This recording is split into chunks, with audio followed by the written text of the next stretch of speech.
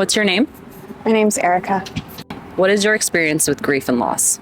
January of 2017, my stepmom passed away. About 2-3 weeks later, that same Tuesday, it was on a Tuesday, my uncle passed away.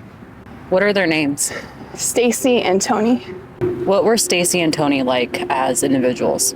So I've known Stacy since I was about 9 or 10 years old.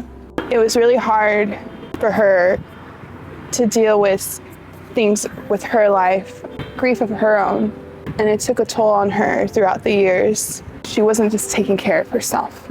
She had gotten pneumonia, and because of her not taking care of herself, the pneumonia took over and she passed.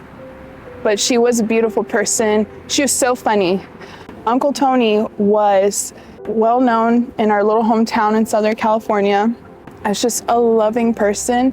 He put everyone first before himself, and he loved music, and he treated me like I was another daughter. It just, with both of them, it just doesn't feel right that they're not here. Because from my point of view, there's things that they needed to work on to help better themselves, to help them, be healthier, be happier. Because of them not acknowledging that they're not here. That's why it changed me, because I realized I needed to acknowledge that time when they passed, I was not okay. What steps did you take to put yourself first and prioritize your own needs after losing the both of them?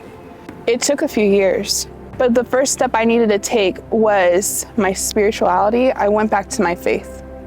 When I left it, I think that was one of the key things that was making me keep on moving forward.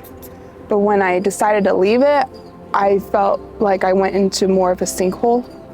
The next part was going back to therapy, going back to doing daily check-ins with myself. I really have a great support system that I don't think I deserve sometimes, because I wish I would have been that for them. And I felt like I'm being hard on myself, but I feel like maybe saying it again, you mean something to me. Please go get help. What is something you wish more people understood about grief? I think it's good to acknowledge it, but not to let it overconsume you. Because there are other people that, like them, are relying on you to be there for them too, and vice versa. We have so much love to give, and if we keep on holding on to this grief or letting it consume us, we're really gonna be missing out on a whole lot. I am so thankful that I did not let my grief consume all the love I'm able to give more now, because I love myself, because God gave me that gift to make sure I'm loving myself, I'm taking care of myself the best way I can. I'm trying.